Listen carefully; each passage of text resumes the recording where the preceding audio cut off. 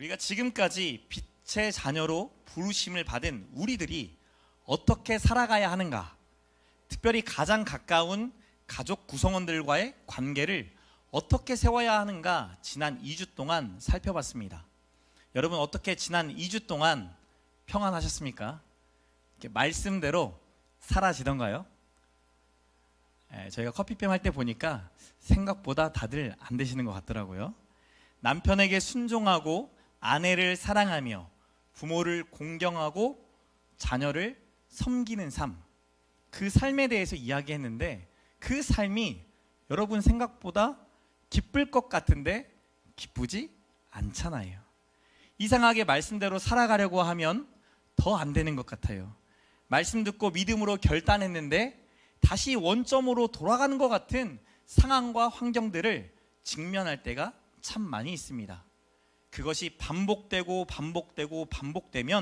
실패감과 좌절감, 패배감에 쌓여져서 더 움츠러들기도 하고 이러다가 알아서 되겠지라는 포기하는 마음이 들기도 합니다.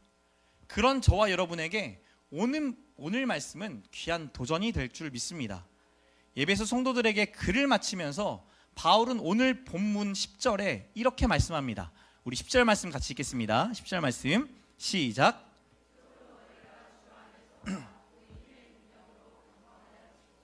주 안에서와 그의 힘의 능력으로 뭐 해져요? 강건하여지라. 영어 성경에서는 be strong, 강하라 라고 말합니다. 바울이 아는 겁니다. 우리의 힘으로는 절대 잘 세워갈 수 없다. 말씀에 순종하려는 나의 노력이 좌절로 바뀌어버리는 경험을 너도 나도 많이 해보지 않았냐 권면하고 있는 거예요. 그런 저와 여러분에게 바울이 말합니다. 강하고 담대하라. 여러분, 강하고 담대하라, 이 말씀 누가 떠올라요? 성경인물 여호수아가 떠오르죠. 모세가 죽은 이후에 이스라엘의 리더십이 바뀌는 상황이었습니다. 가나안 땅을 정복하기에 앞서 이제 이곳 가나안 땅을 들어가면 가나안 족속들과 전쟁을 치러야 하는 상황 속에 이 여호수아가 이스라엘의 지도자가 된 상황이에요. 그때 여호수아에게 주셨던 말씀이 강하고 담대하라 라는 말씀이었어요. 여호수아 1장 5절에 이렇게 말씀합니다. 내 평생에 너를 능히 대적할 자가 없으리니 내가 모세와 함께 있었던 것 같이 너와 함께 있을 것임이니라. 내가 너를 떠나지 아니하며 버리지 아니하리니. 이어 6절에도 이렇게 말합니다. 강하고 담대하라. 너는 내가 그들의 조상에게 맹세하여 그들에게 주리라 한 땅을 이 백성에게 차지하게 하리라 라고 말씀합니다. 여호수아는 누구의 힘으로 세워진다라고 말씀하세요? 여호와 하나님의 힘으로 세워진다라고 말씀하죠. 하나님이 함께 하심으로 모세가 이스라엘을 이집트 바로로부터 구원했던 것처럼 이제는 하나님께서 여호수아와 함께 하시며 여호수아를 통해 하나님의 역사를 이뤄가시겠다 약속하시는 말씀이에요. 그때 주셨던 말씀이 강하고 담대하라. 여러분, 이 말씀은 풀어내지 않더라도 말씀만으로도 참 많은 위로가 됩니다. 우리의 삶 속에 강하기는 보다 우리가 약해질 때가 참 많이 있잖아요. 내가 이렇게 한없이 약한가? 내가 하나님의 말씀을 들어가지고 야, 이제는 그 말씀대로 순종할 수 있지, 따라 살아갈 수 있지 라고 생각했는데 나의 담대함이 한순간에 무너져버리는 경험을 우리는 참 많이 하잖아요. 그래서 이 말씀이 선포되는 것만으로도 강하고 담대하십시오 라고 말하는 것만으로도 이상하게 힘이 납니다. 우리 옆 사람 보면서 고백해 봅시다. 강하고 담대합시다. 한 번 더 고백해 봅시다. 당신은 이미 강합니다. 여러분, 이 말씀을 우리가 풀어내지 않아도 잘 알 수 있는 말씀이에요. 말씀만으로도 위로가 되는데 이 상황이, 이 여호수아가 직면한 상황이 우리의 상황과 별반 다르지 않기 때문이에요. 전쟁을 앞두고 있는 여호수아처럼 우리의 삶도 마치 전쟁터에 홀로 있는 것 같은 상황과 삶들을 살아간다라는 거예요. 내가 의지했던 모세가 없습니다. 나 홀로 남겨진 것 같습니다. 그런데 인생의 장애물들은 그때그때마다 찾아옵니다. 그럼에도 어떻게든 헤쳐나가야 하는 것이 인생입니다. 걱정도 되고 고민도 되고 두려움과 염려가 쌓이기도 합니다. 이 삶의 전쟁터를 나도 내 자녀들도 결국에는 살아가야 합니다. 예배소 성도들이 그랬어요. 다수의 사람들은 아데미 신전 앞에 가서 절합니다. 아데미 신을 믿으면서 우리에게 풍요를 달라고 자신의 물질을 내어놓고 삶을 내어놓고 자신의 자녀까지도 내어놓으면서 나에게 풍요가 임하는 것이 얼마나 큰 축복인가 생각하며 살아가는 그 수많은 사람들과 세상의 교훈을 믿고 따르는 사람들과 충돌할 수밖에 없었어요. 내가 원해서 선택하는 것이 아니라 우리에게 이미 선포된 하나님의 말씀, 즉 예수 그리스도를 통해 구원을 얻는 삶, 예수를 믿어서 아내를 사랑하고 남편을 순종하며 자녀를 노엽게 하지 않고 부모를 공경하는 삶, 그 삶이 세상의 교훈이 아니라 하나님의 말씀인 것을 깨달은 자들에게는 충돌이 될 수밖에 없다. 지지난주에 이야기했었죠. 가정에서도 사회에서도 계속된 충돌을 경험할 수밖에 없는 사람들, 영적인 전쟁터 가운데 살아갈 수밖에 없었던 사람이 이 에베소 성도들이었다라는 거예요. 바울이 있었으면, 그 영적인 강력한 하나님의 사람이 있었더라고 한다면 바울의 그늘 아래 잠깐 숨어도 되잖아요. 바울의 가르침을 다시 들으면서 마음을 다잡으면 될 터인데, 이 바울을 의지하면서 같이 걸어가면 될 터인데 지금 그들 곁에는 바울이 없습니다. 바울은 로마 감옥에 있죠. 언제 다시 만나게 될지 알 수가 없죠. 그가 전한 진리가 무엇인지 맛은 보았고 알았는데, 믿게 됐는데 여전히 내 삶은 전쟁터라는 거예요. 그래서 바울은 알았던 거죠. 전쟁을 앞둔 여호수아처럼 에베소 성도들도 영적 전쟁 가운데, 전투 가운데 살아간다라는 것을요. 이 영적인 전쟁은 누구와의 전쟁입니까? 오늘 본문 11절에 보니까 마귀라고 해요. 사단이죠. 12절에 통치자들과 권세자들과 이 어둠의 세상 주관자들과 하늘에 있는 악한 영들과의 영적 전쟁이다라고 말씀합니다. 우리가 씨름하고 있는 일상의 일들로 우리는 쉽게 낙담하고 좌절할 수 있지만 여러분이 보고 경험한 게 전부가 아니라는 거예요. 빛의 자녀들인 우리가 바로 서지 못하도록, 우리가 하나님의 선한 영향력을 끼치지 못하도록 영적 악한 세력들은 우리를 공격한다라고 성경이 말씀합니다. 지난 2주 동안 살펴본 것처럼 무엇을 가장 많이 공격할까요? 여러분의 가정, 우리의 가정을 가장 많이 공격해요. 아내들은 남편에게 순종하고 남편들은 아내들을 사랑하고, 자녀들은 부모를 공경하고 부모들은 자녀들을 인격적으로 양육하라는 말씀이 우리로 하여금 거치게 해요. 사단은 우리가 그렇게 하지 못하도록 상황과 환경뿐만 아니라 우리의 영적인 상태와 마음을 공격하더라는 거예요.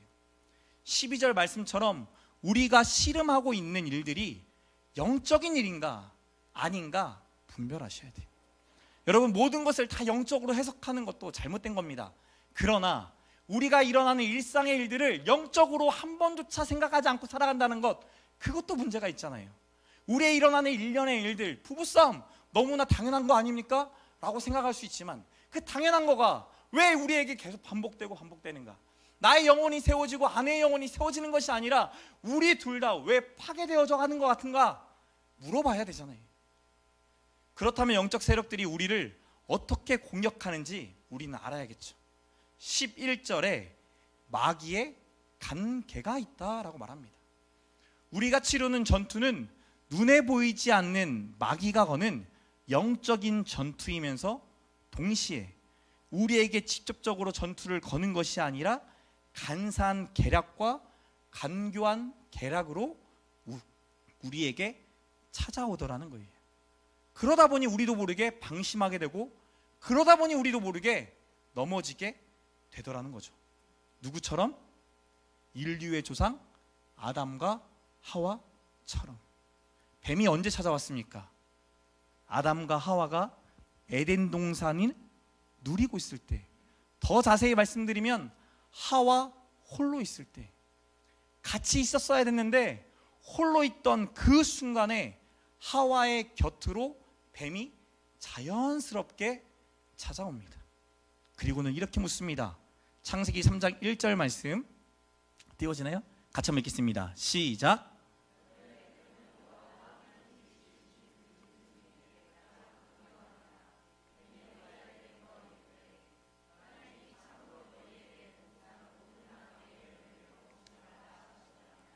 하나님이 참으로 너희에게 동산 모든 나무의 열매를 먹지 말라 하시더냐 물어봐요.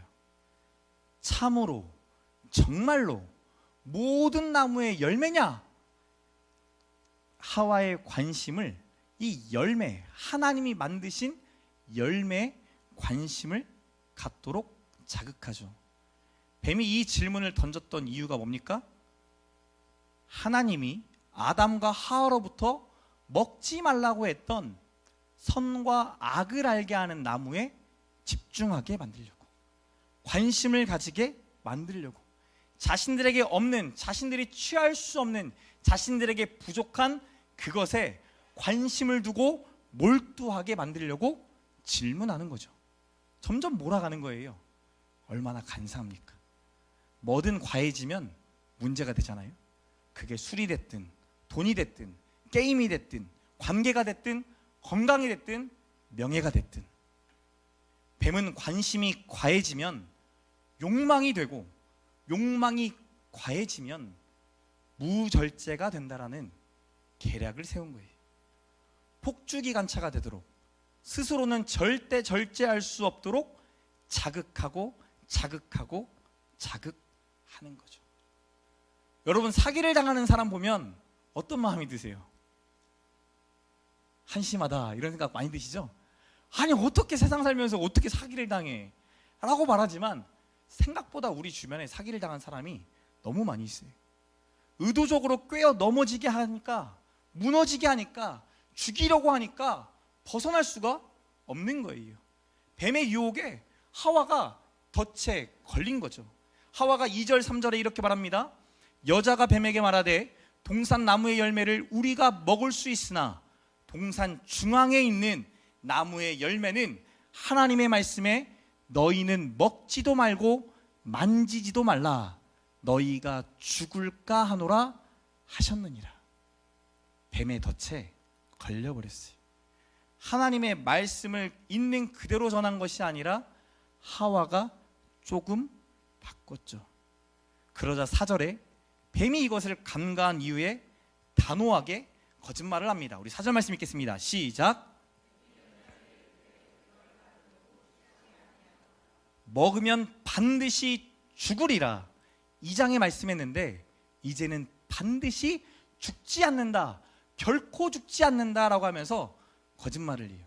그리고는 5절에 너희가 그것을 먹는 날에는 너희 눈이 밝아져 하나님과 같이 되어 선악을 알 줄 하나님이 아심이니라. 눈이 밝아져 하나님과 같이 된다라는 거짓말을 합니다. 선악의 기준은 세상을 창조하신 창조주 하나님이신데, 이제 내가 하나님과 같이 되어 선과 악의 기준이 된다라는 거예요. 여러분, 예전에 우리 각 가정들이 왜 그렇게 힘들고 어려웠습니까? 각 가정에 선과 악의 기준이었던 부모님들이 계셨어요. 그 부모님들이 비인격적일 때 얼마나 자녀들이 상처받았고 배우자가 상처받았고 그 가정 하나가 망가지는 것을 우리는 수도 없이 많이 봤잖아요. 하나님과 같이 된다, 선과 악의 기준을 말한다라는 게 그럴듯해 보이고 있어 보이지만, 사실 내가 선하다고 말하는 것이 선하게 되고 내가 악하다고 말하는 것이 악하게 되어 내가 하나님이 된다라는 것은 내가 이 세상의 주인이다라는 착각을 불러일으키게 된다라는 거예요. 생각해 보세요. 이강렬 목사도 하나님이 되고 정효진 사모도 하나님이 되고 저희 창조도 하나님이 되고 태양이도 하나님이 된다고 한다면 어떻게 될까요? 질서가 다 깨져버리겠죠. 저도 깨져버리고 아내도 깨지고 자녀들도 깨져서 결국에는 모든 것이 뒤죽박죽 섞여버리는 혼돈의 시간을 마주할 수밖에 없어요. 특별히 우리는 가까운 가족 가운데 이런 유혹을 많이 받아요. 남편을 죽게 하듯 순종하라, 아내를 내 몸과 같이 사랑하라, 부모를 공경하라, 자녀를 노엽게 하지 말라. 너무나 당연한 진리 아닙니까? 근데 그 진리를 내 중심적으로 해석하면 이렇게 됩니다. 나만 왜 그래야 돼? 왜 나만 섬겨야 돼? 쟤는 안 그러는데, 저 집은 안 그러잖아. 장남이 안 하는데 차남은 왜 해야 되는데, 차남도 안 하는데 막내는 난 왜 해야 될까? 왜 또 나야? 내가 왜? 나도 이제는 내 마음대로 할 거야. 그래서 서양 사람들이 이런저런 말들을 합니다. 남편은 집에 있으면 안 된다. 너무 동의가 되세요? 돈만 주면 됐지 마음은 원래 식는 거다. 아내는 애만 잘 키우면 된다. 자녀나 부모나 서로 짐이 되지 말자. 하나님이 정하신 것을 사람들이 교묘하게 바꾸고 뒤집고 왜곡해요. 선을 악하다 하고 악을 선하다 라고 말합니다. 여러분, 효자가 좋으세요? 기영선생님 뭐라고요? 너무 좋다고요? 저희 교회도 효자가 많아요. 그 효자 1호가 저겠죠. 제가 안산동산교회 부교육자 시절할 때 효자 넘버 2였어요. 넘버 1은 더 강력하세요. 매주 주일이 끝나면 이천으로 매주 넘어가서 월요일을 보내고 와요. 자기가 못 가면 아내와 새 자녀를 보내요. 그리고 일주일을 살다 오게도 해요. 대단한 분이세요. 그분이 찬양을 정말 잘하시는 분입니다. 힌트예요. 한번 찾아보세요. 우리 주변에 효자들이 많으면 여러분, 그 효자의 배우자는 힘들어요, 안 힘들어요? 힘들죠. 그죠? 그래서 그 힘들게 살았던 배우자들은 뭐라고 말하죠? 절대 효자는 만나지 마라. 아들 혼자만 있는 집엔 절대로 가지 마라. 그잖아요? 그리고 결국에는 뭐라고 말하죠? 혼자 사는 것도 괜찮아. 그게 진짜 이루어졌어요. 한국 가정 구성원의 1인 가구가 제일 높은 거 아십니까? 40%가 넘어갔어요. 인구 절벽의 위기라고 말할 것이 아니라 잘 생각해보면 믿는 우리조차도 하나님의 말씀을 틀어요, 바꿔요, 왜곡해요. 그래서 이건 특수한 상황 속에 우리가 순종해야 될 말씀이지, 이런 상황 속에서는 하나님도 이해하실 거야. 하나님도 받아주지 않겠어? 하나님도 잘 생각해봐. 하나님 형상과 모양으로 지었다며 우리가 이런 고통과 아픔을 겪는다고 한다면 당연히 우리가 부모 버리는 것 이해하지 않을까? 내가 자녀에게 짐이 되지 않도록 자녀와 연을 끊는 것 하나님도 이해하지 않을까? 아니요, 여러분. 효자가 있어야 여러분도 섬김받죠. 믿음의 선순환이 일어나죠. 효자가 없이 어떻게 그 자녀 가운데 효자가 나와요? 믿음의 선순환이 있어야 되는데 우리는 우리의 생각과 우리의 경험과 세상의 말들로 계속 타협하고 하나님의 말씀을 이건 아닐 거야, 이때는 아니지 라고 하면서 변해가는지도 모르겠어요. 여러분, 사람들이 뻔히 하는 말들을 들으면 어떻습니까? 진짜 그런 것 같고 나도 그렇게 살아야 할 것 같고, 하나님의 말씀보다 사람들의 말이 여러분에게 잘 들려오고 더 권위 있어 보여질 때가 많이 있지 않습니까? 그 말에, 그 유혹에 우리의 감각 또한 왜곡되어져 버려요. 창세기 3장 6절 상반절에 이렇게 말합니다. 여자가 그 나무를 본즉 먹음직도 하고 보암직도 하고 지혜롭게 할 만큼 탐스럽기도 한 나무인지라. 뱀의 속삭임은 하와의 시각을 왜곡시켜 버렸어요. 먹음직도 하고 보암직도 하고 나를 지혜롭게 할 만큼, 하나님의 지혜를 갖게 할 만큼 탐스럽게 보이기 시작했어요. 이전에는 봤을까요, 안 봤을까요? 이전에도 있었던 나무예요. 이전에도 봤던 나무예요. 이전에도 원래 알고 있었던 나무예요. 먹지 말라고 해서 별로 그래 안 먹으면 되지 했던 나무였는데 뱀의 속삭임 그 한마디가 이 나무의 열매를 다르게 보게 만들었어요. 그렇게 시각이 왜곡되기 시작하니 하와의 이성과 감각 또한 마비되기 시작합니다. 사단의 관계는 있는 그대로 보이지 않도록 왜곡시켜버려요. 우리의 감각이 살아나도록, 그리고 결국엔 마비가 되도록, 결국에는 하나님이 악하시다 한 것을 내가 선하다 말해버리고 정해버려요. 선악을 알게 하는 나무의 열매를 먹어버렸던 하와와 아담처럼 우리도 내가 선하다 하는 것을 해버리죠. 그래서 이게 무서운 거예요.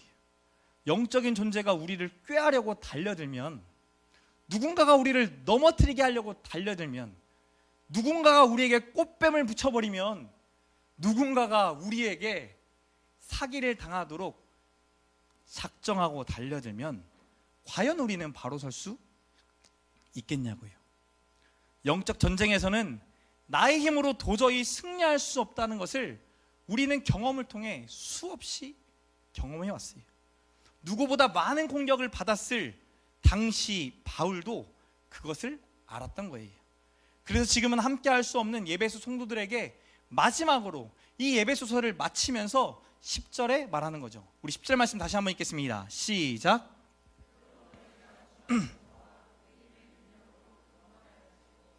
주 안에서와, 여기서 주가 누구죠? 예수 그리스도. 영적인 전쟁에서는 오직 주님, 우리의 예수 그리스도를 의지해야만 한다라는 거예요. 예수 그리스도는 죽음을 이기셨어요. 죽었다 살아나셨다라는 의미가, 부활하셨다는 의미가, 영적인 권세들, 죽음의 권세를 가진 악한 영들이 우리를 죽여서 이 죽음의 떨게에서 무너지게 하는데, 이 예수는 죽음에서 살아나셨다, 죽음을 이기셨다, 사단을 이기셨다, 영적 세력을 이기셨다라는 의미거든요. 유일하게 영적 세력을 이기신 이 예수를 의지하면 예수의 능력으로 우리가 바로 설 수 있다라고 말하는 거죠. 여호수아에게도 마찬가지였어요. 모세를 이어 지도자가 된 여호수아에게는 내가 과연 감당할 수 있을까? 나는 과연 무엇을 할 수 있을까? 라는 의문과 질문이 스스로 들지 않았겠습니까? 사람들의 수많은 시선이 참 그에게 무겁게 다가왔을 것이며, 사람들이 던지는 그 한마디 한마디가 자기를 향한 비수처럼, 내가 이것을 감당하지 못하고 무너지면 어떻게 될까 두려움 속에 살아갈 수밖에 없었을 거예요. 모세에게도, 그 위대한 나의 선배, 나의 조상 모세에게도 대들었던 이스라엘 백성들인데, 설령 나에게 그렇게 대들려 나를 죽이려고 한다고 한다면 나는 과연 어떻게 해야 하는가? 많은 두려움이 있겠죠. 그런데 그때 하나님이 찾아오셔서 그의 시선을, 자기에게로 향해 있던 그의 마음과 그의 시선을 하나님께로 향하게 합니다. 뭐라고요? 강하고 담대하라. 너를 보지 말고 너와 함께하는 나 여호와 하나님을 보라. 여호수아의 능력이 아니라 여호와의 능력을 보라. 이미 경험했잖냐. 하나님이 함께 하시면, 하나님이 일하시면 그냥 되는 거예요. 심플한 거예요. 하나님이 우리와 함께 하시면, 하나님이 우리 가운데 역사하시면 그냥 되는 거예요. 오늘 저와 여러분의 시선을 예수님께 두라 말씀하세요. 악한 권세를 이미 이기신 예수님께 시선을 두면 우리를 아무리 유혹하고 우리를 넘어뜨리려 하고 우리에게 어떠한 공격이 들어온다 할지라도 이 모든 것이 심플하게 정리된다라는 거예요. 그럼 어떻게 하면 우리가 우리의 시선을 예수님께 둘 수 있을까요? 우리 13절 말씀 함께 읽겠습니다. 13절 말씀 시작.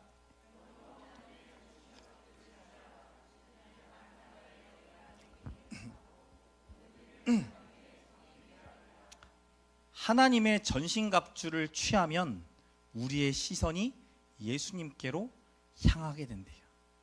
하나님의 전신갑주를 14절에 진리의 허리띠, 의의 호심경, 15절에 평안의 복음, 16절에 믿음의 방패, 17절에 구원의 투구와 성령의 곰, 곧 하나님의 말씀이다 말했죠.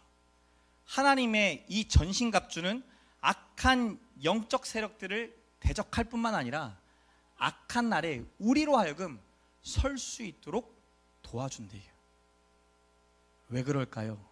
제가 일일이 풀진 않겠지만 하나님의 전신갑주로 열거된 진리, 복음, 믿음, 구원, 하나님의 말씀은 다 어디를 향해요? 예수 그리스도를 향해요.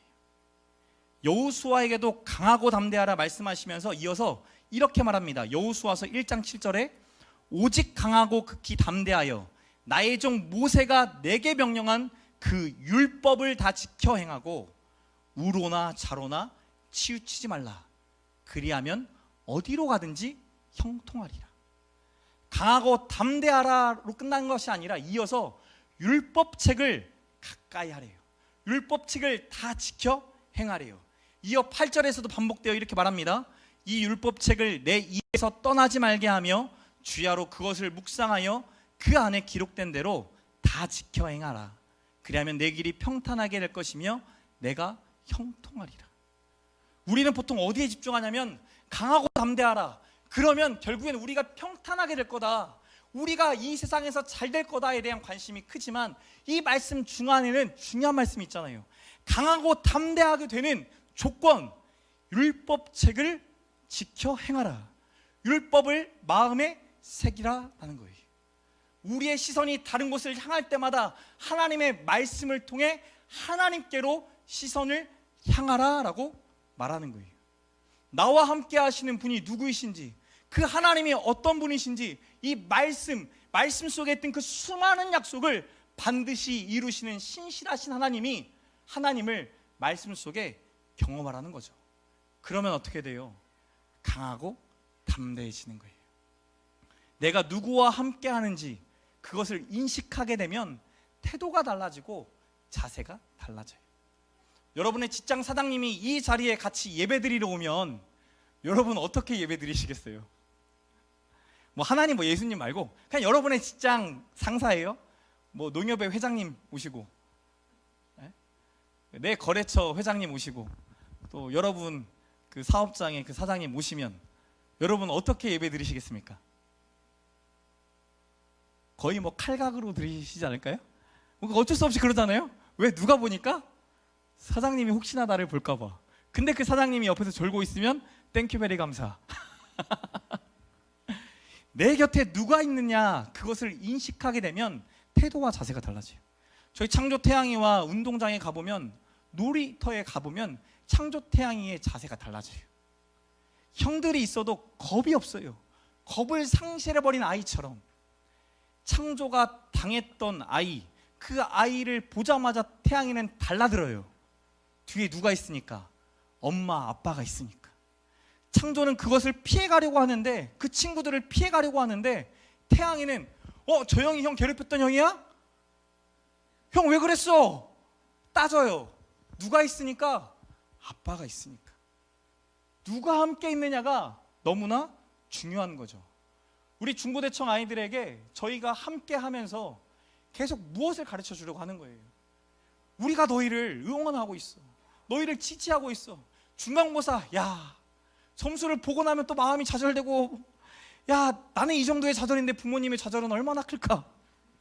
와, 과연 꿈을 꾸고 미래를 그릴 수는 있을까? 이런 생각이 들 때도 있지만, 근데 여전히 전 뭐 하는 거예요? 얘 결과와 상관없이 이 아이를 만드신 하나님, 하나님의 형상과 모양으로 이 아이를 다스려 가시는 하나님을 믿기 때문에 나에게 붙여주신 이 아이를 내가 어떻게 섬겨야 할지 고민하고 함께 하는 거예요. 함께 하니까 이 아이들의 태도가 점점 달라지죠. 처음에는 제가 밥 사준다고 해야 같이 밥 먹는데, 나중에는 이 아이들이 저한테 먼저 목사님 밥 사주세요 라고 하잖아요. 여러분, 교회에서 우리 아이들이 밥 사주세요 라고 하면 그만큼 가까워진 거예요. 이게 교회여야 되잖아요. 사랑하는 중고대청 아이들이요, 아무한테나 찾아가서 밥 사주세요 한번 해봤으면 좋겠어요. 진리, 복음, 믿음, 구원, 하나님의 말씀은 우리가 주 안에 있다라는 것을, 우리가 예수님께 속해 있다라는 것을 발견하게 해요. 사단에게 승리하신 예수님의 능력이 오늘 우리에게도 나타난다는 것을 믿음으로 예수님의 이름으로 기도합니다. 아멘. 고백하게 되는 거죠. 사랑하는 성도 여러분, 강하고 담대하십시오. 근데 분명히 흔들릴 때가 반드시 와요. 과연 우리 가정 진짜 세워질까?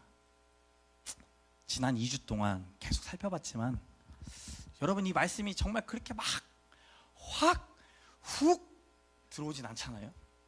진짜 그렇게 될까? 과연 내 남편이 진짜 영적 제사장으로 세워질까? 우리 자녀들을 위해 기도하는 그 메시지 하나가 우리 자녀들에게 그렇게 울림이 돼서 이들의 삶이 진짜 편하게 될까?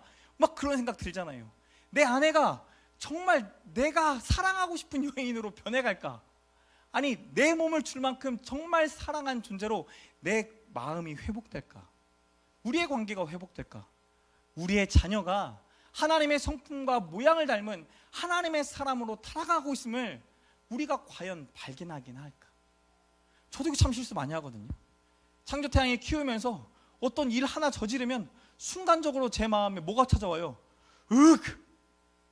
오늘 아침에도 제가 설교 막 계속 퇴고하고 있는데 태양이 인나자마자 와가지고 저한테 안겨요. 그리고 그냥 뽀뽀를 해요. 뽀뽀를 하더니 막 예쁜 짓 하더니 막 제 무릎에 있고 컴퓨터를 만지려고 해서 태양아, 이제 그만 다 했으니까 내려가, 절로 가라. 그리고 아빠 설교 준비한다. 그리고 아빠 예민해, 지금 집중해야 돼. 그러니까 저기 거실에 가서 소리 안 나는 거 가지고 놀고 있어. 책 봐. 너무 좋을 것 같아. 들어요, 안 들어요? 정말 비인격적이죠, 설교하기 전에. 근데 이 태양이가 그걸로 끝나는 게 아니라 선물로 받은 RC카를 계속해요. 잉잉잉. 근데 때마침 우리 셋째 산이가 일어났어요.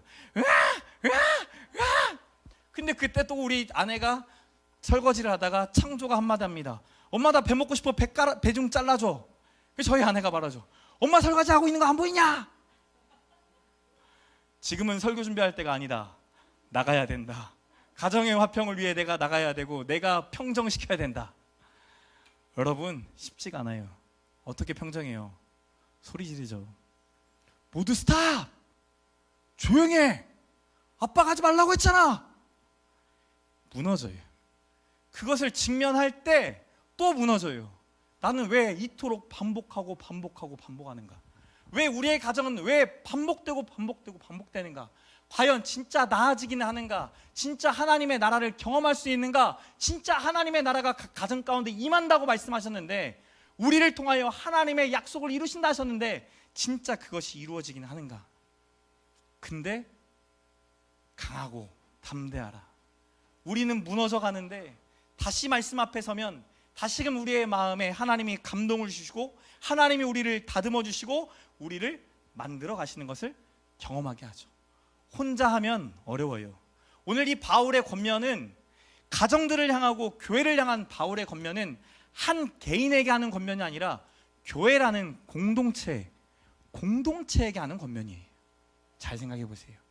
여호수아에게 했던 강하고 담대하라는 권면은 여호수아 한 사람이 아니라 이제 곧 전쟁을 치러야 할, 자신들이 그토록 존경했고 따랐던 자신들의 목자가 사라진 그 불안에 떠는 이스라엘 백성 전체에게 주어진 권면이었어요. 오늘 우리가 하나님의 말씀을 붙잡고 살아갈 때 그렇게 살아가는 한 사람, 두 사람, 세 사람이 보여지면 진짜 하나님 살아계시다라는 것을 말씀대로 이루어졌구나 고백하게 될 줄 믿습니다. 저희가 목요일날 성경 읽기 커피팸을 하잖아요. 그리고 최근 토요일에는 우리 하윤이가 원래 올해 세례를 받았어야 되는데 성경을 다 안 읽었기 때문에 세례를 안 주잖아요. 그래서 52주 매주 토요일마다 저랑 1대1 성경 공부하기로 했어요. 같이 성경 계속 쭉 읽어가면서 하기로 해서 하윤이랑 하다 보니 다음 주에 주호가 왔는데 이번 주에는 안 왔어요. 근데 이번 주에는 용진이가 왔어요. 야, 할렐루야. 그래서 이렇게 신나게 막 하나님의 말씀에 대해 나누기 시작하죠. 우리 주부들과 나누기 시작해요. 신나게 자연스럽게 말씀을 살펴보고 나누기 시작하는데 재미있는 사실은 우리 성도 모두가 자연스럽게 자신의 삶을 돌아보기 시작합니다. 내가 이번 한 주 어떻게 무너졌는지, 어떻게 죄를 지었는지, 지금 나의 상태, 우리의 가정의 상태는 어떠한지 자연스럽게 한 사람 한 사람 고백하는 것을 보게 돼요. 그리고 이제는 말씀대로 이렇게 살아가고 싶습니다. 나도 하나님 붙잡고 싶습니다. 예수님 닮아가고 싶습니다. 고백하는 것을 목사인 저는 매주 들어요. 얼마나 행복하겠어요. 제가 창조 키우면서 수없이 잔소리합니다. 정말 매일 잔소리하는 것 같아요. 매일 잔소리하는데도 불구하고 바뀌지 않으니까 제가 그때 뭐 한다고 했어요? 플러스 1, 마이너스 1, 플러스 3. 근데 돼요, 안 돼요? 일주일 되더니 또 안 돼. 안 돼갖고, 야, 그럼 아빠가 눈에 다 보이도록 프린트 해갖고 다 덕지덕지 붙여놓게 라고 했는데 제가 그걸 또 못했어요. 와, 잔소리는 계속 하는데 바뀌지가 않아요. 하는 척 하는지는 몰라도 마음의 감동이 없으면 우리는 절대 변하지 않잖아요. 그런데 말씀을 통해 성도들이 하나님의 음성을 듣기 시작하는 거예요. 영혼의 울림을 경험하기 시작하고 반응하면서 스스로 고백하게 되는 거죠. 그리고 그 하나님 앞에 뭐 하는 거예요? 기도해요. 하나님, 내 의지로는 안 됩니다. 지금까지 내 경험으로서는 안 되었습니다. 하나님 도와주세요. 예수님 닮아가게 해주세요. 저는 매주 변해가는 성도들을 보는 행복한 목사예요. 우리 하나님께 영광의 목소리를 드리겠습니다. 그리고 옆 사람한테 고백해 봅시다. 당신도 변해가고 있습니다. 재밌게도요, 내 모습은 잘 안 보여요. 그래서 우리 성도들이 지난 한 3, 4주의 시간 동안 저랑 대화하면서 은연중에 이런 말씀을 하세요. 목사님, 저만 문제가 있는 것 같아요. 저희 가정만 문제가 있는 것 같아요. 이거 한 분이 얘기하셨던 게 아니라 거짓말 않고 여러 명이 얘기하셨어요. 그러면서 동시에 이런 얘기합니다. 목사님, 우리 교회 아무개는, 이 청년은, 이 집사님은 이렇게 변하는 걸 보면 너무 신기해요. 처음에 제가 봤던 그 집사님, 그 청년은 이렇지 않았는데 왜 변했을까요? 너무 신기해요. 근데 제가 속으로 그렇게 말해요. 집사님도 변했구만. 왜요? 남이 변하는 것을 자기도 인식했기 때문에 자기도 변하고 있는 거예요. 사랑하는 성도 여러분, 공동체로 우리가 변해가고 있어요. 하나님의 말씀이 말씀대로 이루어지는 성도들을 하나님이 계속 보여주시는 거예요. 우리는 쉽게 그 사람을 판단할지 모르겠지만 여러분 눈을 들어 잘 보면 정말 우리 아이들이 변해가고 있고 우리 성도들이 변해가고 있고 하나님의 말씀대로 세워지고 있다는 것을 보게 하세요. 그 믿음의 확신이 저와 여러분 안에 있기를 소망합니다. 영적 세력들은 우리를 끊임없이 공격할 거예요. 끊임없이 우리를 무너뜨리려 할 거고 끊임없이 이거밖에 안 되잖아, 그래서 너 이렇게 넘어졌잖아 말할 거예요.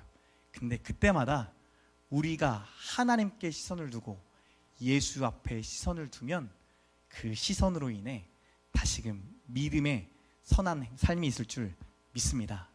그래서 같이 이렇게 예배하는 거예요. 혼자 예배해도 되는데 어떻게 보면 혼자 예배해도 설 것 같은데 우리가 이렇게 공동체로 모여 예배하는 이유는 같이 보려고, 진짜 우리 가운데 임한 하나님 나라 보려고, 함께 세워져 가는 거 보려고 하는 거예요. 오늘 이후에 우리 밀크팸이라고 우리 아기를 키우는 엄마들, 저 뒤에 보세요. 전쟁터예요. 뭐 설교가 들리겠어요? 지금 뒤에 보는지도 모르고 있죠? 그죠? 저러고 있어요. 저러고 그냥 얼마나 저런 상태에서 애 키우는 게 얼마나 힘들겠어요. 오늘도 저희 산이가 거의 저희 안에 3시간 자고 왔거든요. 계속 깨요. 와, 셋째는 그냥 큰다 누가 그랬어요? 거짓말이에요. 그리고 나서 참 오늘 되게 힘들다 버겁다 라는 생각이 들었거든요. 근데 때마침 오늘 밀크팸을 해요. 밀크팸을 해서 저 아이들이 저희 집에 다 와요. 어른만 15명, 아이가 7명, 어린이가 4명. 집이 터지겠죠. 기대가 됩니다.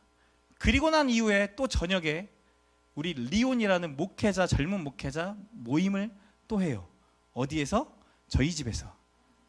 와우, 판타스틱이에요. 하필 3시간 잔 날, 하필 이렇게 버거운 날, 왜 이렇게 하실까요? 영적으로 기대가 돼요. 영적으로 해석되는 거예요. 나는 육체적으로 피곤할 수밖에 없고 내 마음이 공고해질 수밖에 없고 저와 아내는 예민해질 수밖에 없는 이 상황인데 오늘 이 말씀을 왜 하필 지금 주셔서 믿음의 공동체에게 주셔서 다시금 보게 하실까? 공동체를 통해 분명히 오늘 하나님의 하나님 되심을 보여주시겠구나. 내가 무너지는 삶의 영역을 이 공동체 가운데 세워져 가는 사람을 보게 하셔서 진짜 말씀이 말씀대로 이루어지는 것 믿게 하시고 보게 하시고 우리도 그렇게 살아가게 하시겠구나 고백하게 하시려고요. 오늘 저와 여러분 가운데 하나님의 나라가 이미 임했습니다. 여러분의 가정 가운데 하나님의 나라가 이미 임했어요. 여러분의 사업장 가운데 여러분을 통해 하나님의 나라가 임했습니다. 그리고 반드시 하나님의 능력, 예수의 능력이 경험될 줄 믿습니다. 말씀을 맺겠습니다. 영적 대가들은 심플합니다. 막 이것저것 하지 않고 그들은 하나님께, 예수님께 시간을 두는 시간을 가져요. 하나님께, 예수님께 시간을 두고자 믿음의 공동체, 안정장치를 만들어요. 저와 여러분에게 그 안정장치가 있었으면 좋겠어요. 하나님과 예수님을 찾아가는 그 시간이 있었으면 좋겠고, 이렇게 함께 찾아온 이 자리 가운데 나는 여전히 똑같은 것 같고 여전히 반복되는 소용돌이 속에 살아가는 것 같은데, 근데 우리 성도들 보니 변해가고 있네. 변해가고 있는 그 모습을 내가 보게 되고 내가 깨닫게 되는 것, 이것도 하나님이 나를 변화시키고 있는 하나님의 놀라운 신호구나 발견하게 되는 저와 여러분에게 축복합니다. 바울은 예배소 성도들이 그렇게 되어지기를 바라는 거예요. 자신이 없어 무너지는 성도들이 아니라 자신은 이미 떠났지만 함께 예배하러 모여있는 이 공동체가 하나님의 나라가 되고 함께 지어져 가는 것을 경험하면서 넘어졌지만 다시 일으켜주고 부족하지만 같이 채워주면서 하나님의 나라를 경험하는 것. 그래서 바울이 끝을 맺으며 이렇게 얘기하죠. 나를 위해 기도해주라. 나는 복음을 위해 사신이 되겠다 라고 나아갔는데 내가 혹 복음을 전하지는 못할까 두려우니 너희가 나를 위해 기도해줘라. 바울은 이미 뭐하고 있다는 거예요? 그들을 위해 기도하고 있다는 거예요. 두기고를 너희에게 보낸다. 함께 하나님의 나라를 경험한 이자가 너희를 세울 거다. 너희를 도울 거다. 그가 나의 소식을 전할 거다. 여러분, 여러분의 소식이 우리를 세우는 하나님의 메시지가 될 줄 믿습니다. 여러분의 이야기가 예수 그리스도를 증거하고 나타내는 이야기가 될 줄 믿습니다. 혼자 하는 게 너무 어려우시면 같이 하면 돼요. 같이 나아오시면 돼요. 꼭 성경 공부하자 얘기가 아니에요. 함께 하나님의 이야기를 나누고 예수의 이야기를 나누면서 함께 지어져가는 공동체가 되는 그런 특별한 은혜가 저와 여러분에게 있기를 소망합니다. 예배소설을 마무리하는 이 시점에 우리의 가정은 과연 세워졌는가? 우리의 교회는 세워졌는가? 질문하기보다 우리의 가정도 우리의 교회도 하나님이 세워가고 계시는구나 믿음으로 선포하는 저와 여러분 되시길 축복합니다.